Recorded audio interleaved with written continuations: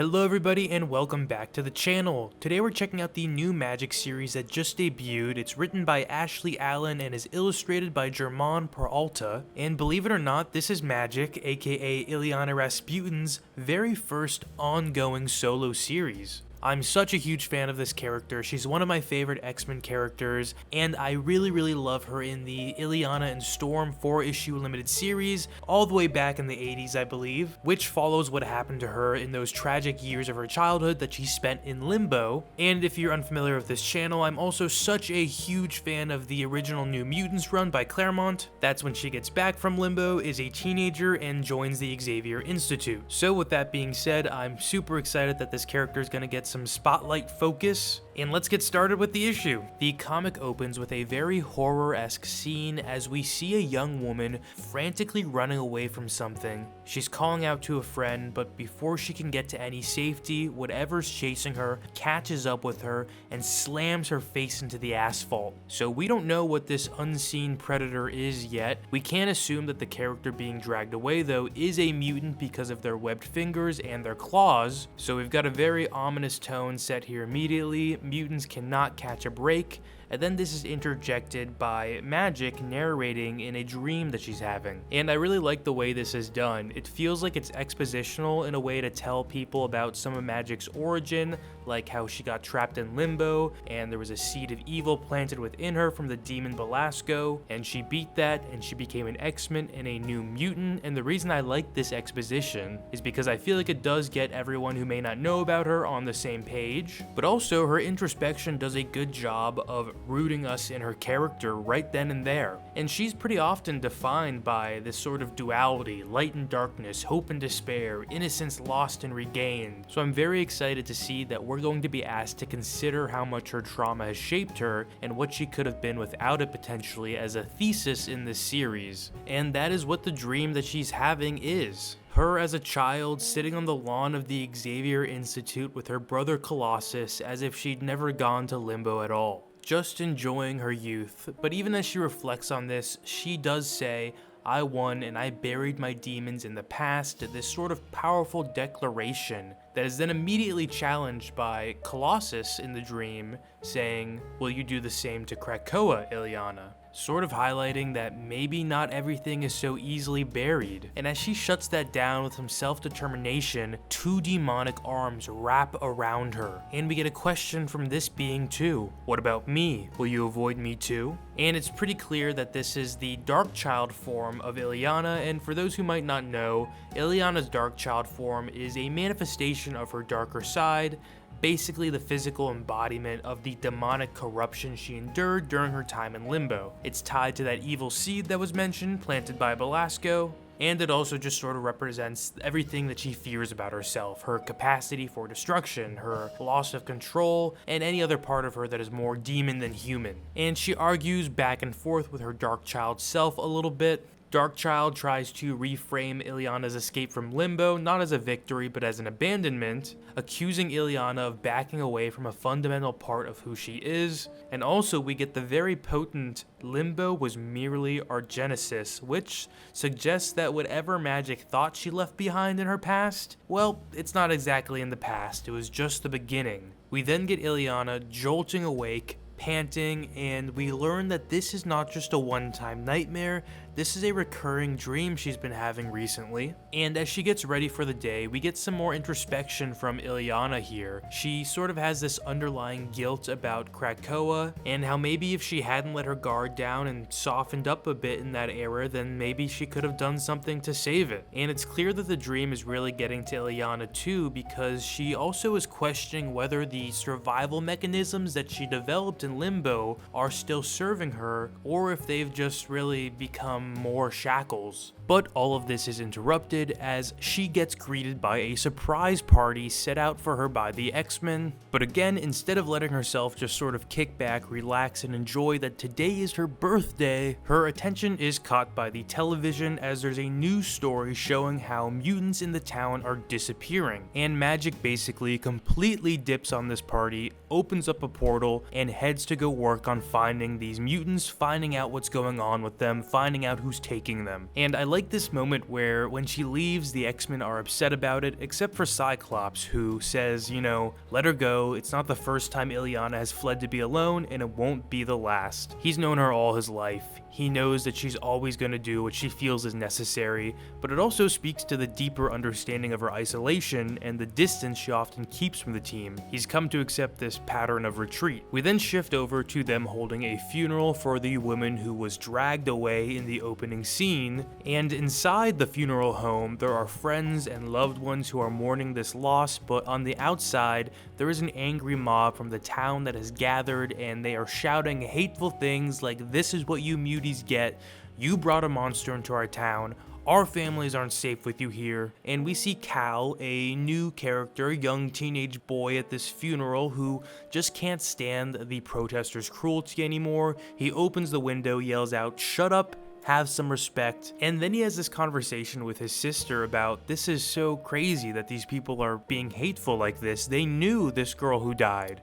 They knew her and they loved her. And as his sister explains, well, it seems this character's X gene manifested, and that always changes things. Oof, and you know, I'm sure we can draw a lot of real-world parallels to that with the whole metaphor of mutant bigotry, being accepted until your true identity manifests itself, and then being ostracized. So 2 new characters here that definitely seem like they're gonna have a role in this story, Cal and his sister Ren, and then also their grandmother, who we see drawing some runic symbols on the coffin. We then get Magik rolling up onto the scene, and her creating a big portal when showing up does kind of escalate the tension of this mob outside. They start directing their comments towards her, saying that she's gonna mark them and then they're gonna go missing in the woods too. And then we get some more internal dialogue from Magik just about the burden of her power that she wants to release, but she has to hold back here because she understands the perception of the battle that she's always fighting. To them, she's not just a mutant, she's a walking embodiment of fear and misunderstanding. Suddenly though, everyone really starts freaking out because true shadow demons or whatnot do appear, and I think this is a pretty funny moment in character for Magik, the more boastful side of her being like, oh, you want my help now, don't you? Or I can leave, you know,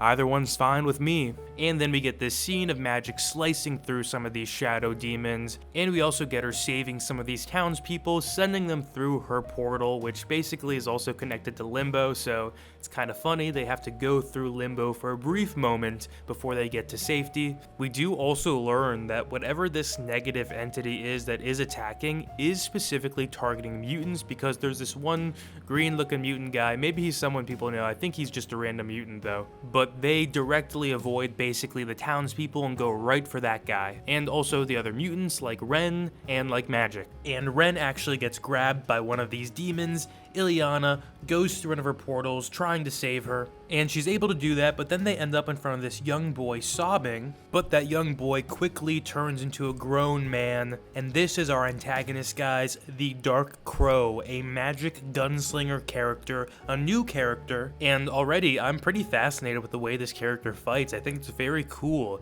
He's using a magic weapon for sure, but there's also a spell component that he speaks. It's like he can affect the way the bullet works after it's been shot. And while Magik is fighting the Dark Crow, we get a little more insight on what's going on with this trio of new characters, the grandma, Cal, and Ren. And this grandma character basically tells Cal that centuries ago, their ancestors placed these seals to trap in an entity known as the Liminal, and if those seals break, then he'll be released into the world, and it seems like the Dark Crow is trying to break one of the seals right now. Cutting back to Magik's fight with Dark Crow, we get something pretty brutal here, because Magik has been hit pretty bad, so Ren tries to step up and use her mutant ability, which looks like something similar to Siren or Banshee, but it is wholly ineffective against the Dark Crow. But the Dark Crow grabs her face and seemingly sucks the life out of her or something.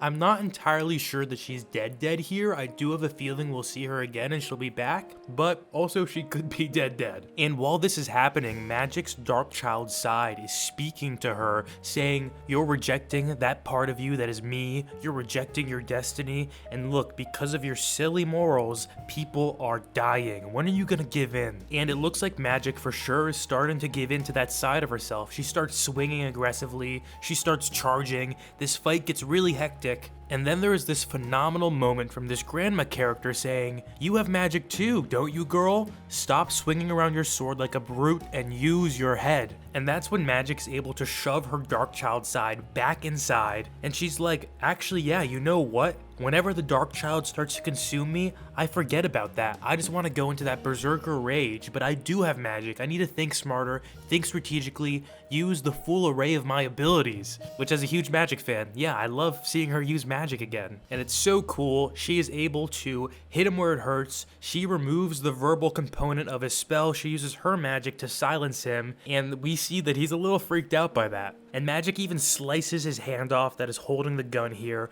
but it does seem to come and reconnect right back, and he's just getting infuriated now. He wants to dip, but before he does, he kills the grandma character. The seal is broken. He taunts Magik, saying he accomplished what he came here for and she lost, and then he heads out. Magik tries and correct the seal as best as she can with her own magical abilities, but who knows how long that's gonna last. Her dark child side is taunting her for the 2 deaths of this battle, and then we get Magik going over to Cal and the grandma's dead body.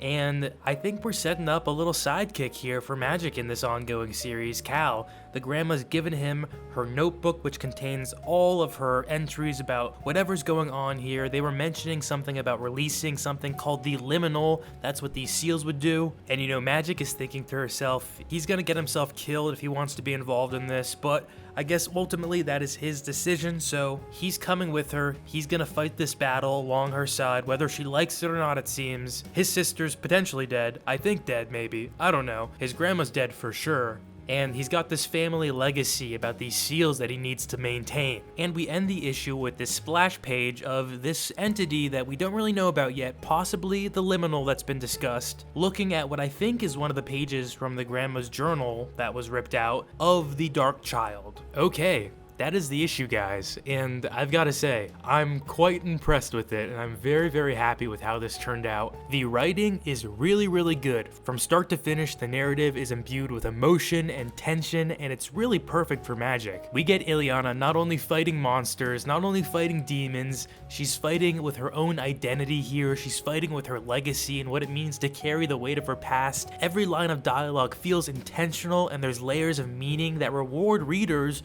who know everything about her past, basically, and also helps new readers get on board too. And I know there's a lot of new readers, and I know there's a lot of new Magik fans because of things like Marvel Rivals, for example, and that's cool. And I'm glad that this series isn't just doing sort of a surface level Magik exploration. Like, let's be honest, she can very often be over-sexualized and dolified, really, by that. I think it does her such a disservice because she's such a unique and interesting character. Or she'll often just get caricaturized as sort of like punk metal silly Magik who's mommy or something. I don't know. But it's so important to address these elements of the character, and like I said, I'm so thrilled that this is the direction we're going. And I have to give some huge props to the artwork here too. I think the visuals of this work really well. The action scenes are dynamic and brutal to some degree. It all captures the eerie mood of the story very well. Guys, pick this up. I mean, as far as first issues go, what more could you want? I just want to read more, really. Alright, thank you guys so much for checking this out. Please let me know if you've read this, what you thought of this series, and if you're excited to continue reading. With that, don't forget to like, comment, and subscribe. You all have a great rest of your day.